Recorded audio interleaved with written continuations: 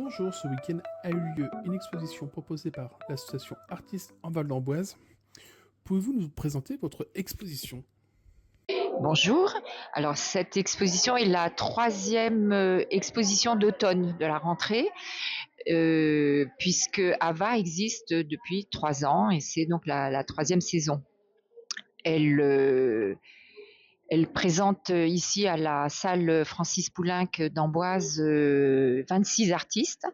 Donc vous avez des différentes techniques de peinture, peinture à l'huile, peinture acrylique. Vous avez des gens qui font des expérimentations un petit peu avec des pâtes spéciales pour donner du craquelé. Vous avez côté plus illustration petite avec Nicole Avezard. Vous avez beaucoup de figuratifs cette année, mais vous avez aussi donc un petit peu d'abstrait. Nous avons aussi des céramistes, des bijoux sur émaux, et beaucoup de sculpteurs avec sur différents supports, bois, bronze, voilà essentiellement. Les différents artistes de votre association sont de quel secteur géographique? Alors c'est la région Val d'Amboise, les de gens plutôt vers Tours, vers la Touraine. Ah oui, oui, oui, oui, oui, voilà. Votre association organise-t-elle beaucoup d'expositions tout au long de l'année? Alors cette année, il y a eu, oui, beaucoup d'expositions. On va avoir la dernière en novembre à l'église Saint-Florentin. Il y en a eu 3 à l'église Saint-Florentin, 2 à la salle des fêtes, ici, donc Francis Poulenc. On a fait un grand festival cet été à Possé, sur 6, dans le château, dans le parc du château de Possé. Et voilà, donc ça fait, on va en avoir 7 en tout dans cette année. Et donc on a estimé, enfin on a vu par rapport au relevé de la fréquentation de chaque exposition, on en est à plus de 10 000 visiteurs cette année. Absolument. Et je pense qu'il y avait une attente, une réelle attente, et des adhésions. Enfin, on parlait de Touraine, mais on a des artistes donc qui viennent de la région parisienne, qui se sont installés en Touraine, et on a ici par exemple un sculpteur qui a fait sa carrière à Paris, qui a travaillé à Paris, qui vient ici en Touraine dans un troglo, qui a choisi d'habiter là, et qui est venu et qui nous a demandé de participer à l'association. Donc il y a un véritable engouement,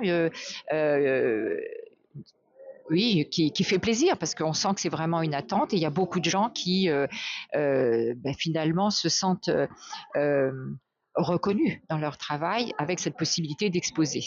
Et dans mon oreillette, on me dit que votre dernière recrue est votre doyen. Et notre petit nouveau, voilà, qui vient, donc c'est Lucien Leruyet, et il a fait une partie de sa carrière dans la maison du sculpteur Zadkine.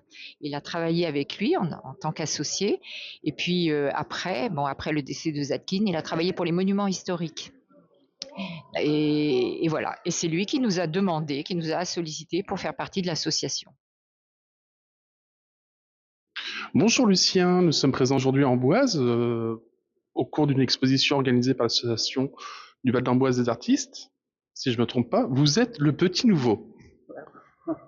C'est bien ça? Dans la famille De l'association. de l'association, oui.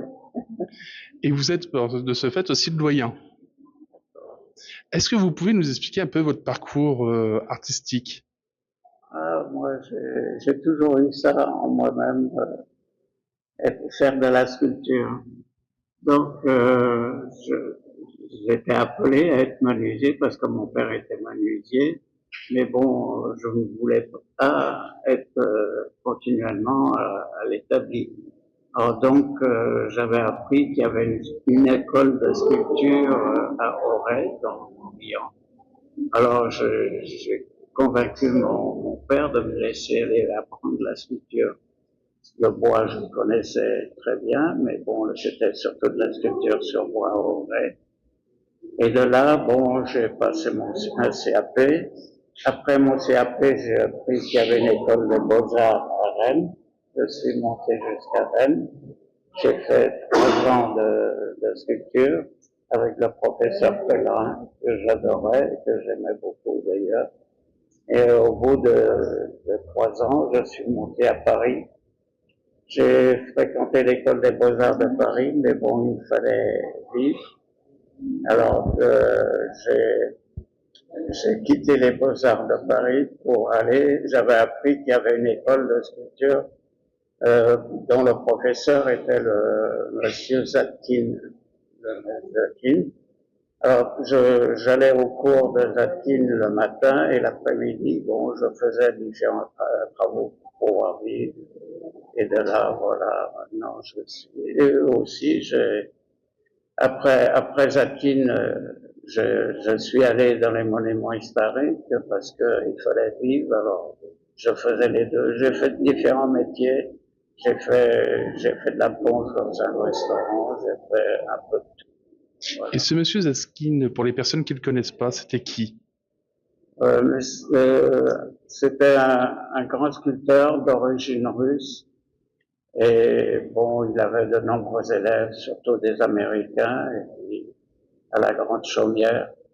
Et bon, c'était très intéressant et très passionnant d'être son élève. Vous avez appris beaucoup de choses? La sculpture, on n'apprend pas grand-chose, on en soi d'abord. Donc, après, bon, c'est vrai que ses discours étaient très intéressants, son enseignement était plus qu'intéressant, on en tirait quelque chose quand même. Voilà. Donc, tu as travaillé avec lui dans son... Oui, et dans son bon, atelier. dans son atelier à l'Académie de la Grande Chaumière, bon, j'étais son élève, là. Il s'est attaché à moi, il a trouvé peut-être que j'avais quelque chose d'intéressant, et de là, il m'a pris comme son aide, son assistant. Alors, je lui faisais ses armatures, lui battais la terre, lui montais la terre sur ses sculptures, et il était très heureux. Bien souvent, il venait juste de mettre sa signature, et puis voilà, j'avais fait son travail. Et quelles sont les autres choses que vous avez fait pour les bâtiments de France? Là, j'ai travaillé principalement à Orléans, et surtout à Bourges où j'ai trouvé sensationnel, j'avais des choses formidables à exprimer. Je m'asseyais devant la sculpture que j'avais à faire, je la reconstituais, je réfléchissais, je me mettais surtout à la place de l'ouvrier, enfin de l'artisan qui avait fait cette composition, et ensuite j'essayais de m'approcher le plus près possible de ce qu'il avait voulu dire. Vous faisiez principalement de la restauration pendant cette période-là? Comment? Vous faisiez principalement de la restauration d'art? Oui, bien sûr, le tailleur de pierre, il posait sa pierre, il la dégrossissait, et moi-même, je faisais le décor.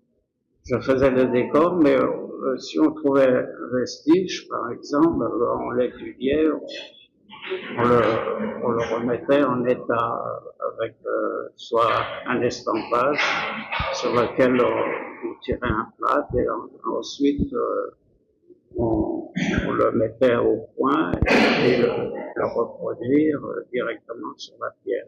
Et tout au long de votre carrière, vous n'avez pas que travaillé le bois, de ce fait? Non. Tout au long de votre carrière, vous n'avez pas que travaillé le bois?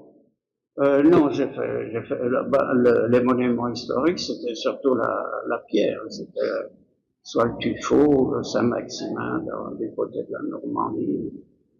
Voilà. Tu as travaillé au Louvre aussi. Le Louvre. Oui, j'ai travaillé sur le Grand Louvre.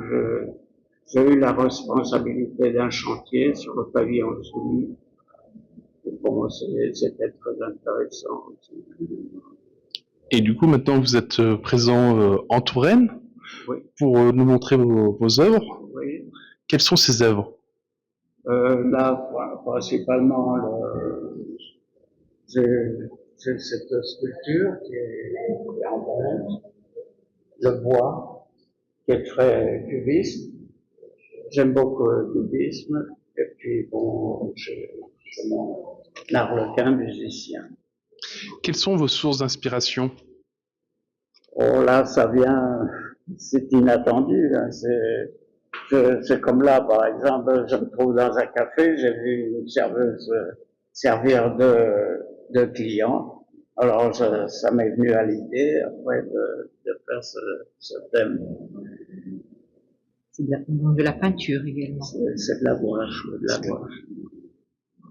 Vous êtes un artiste multitalent? Vous êtes un artiste multitalent? J'essaie. Mais j'aime beaucoup les formes cubistes. Si vous voulez, dans mes toiles, par exemple, on trouve un deuxième tableau. Il y a le sujet lui-même et l'architecture, c'est une autre forme d'expression qui se marie avec le sujet lui-même. Vous voyez, comme ici, par exemple, il y a deux choses. Il y a le sujet lui-même et l'architecture qui se marie avec le sujet. Très bien. Je vous remercie. À très bientôt sur TV Touraine. Dans les ruelles de la Touraine, sous les châteaux et les plaines, TV Touraine fait battre le cœur d'une région pleine de splendeur. Reportage, interview en lumière, histoire, talent qu'on éclaire. On raconte la vie, on partage les voix avec passion. TV Touraine est là pour toi. TV Touraine, d'Amboise aux étoiles, des histoires locales qui s'envolent et dévoilent. TV Touraine, la vie en couleur.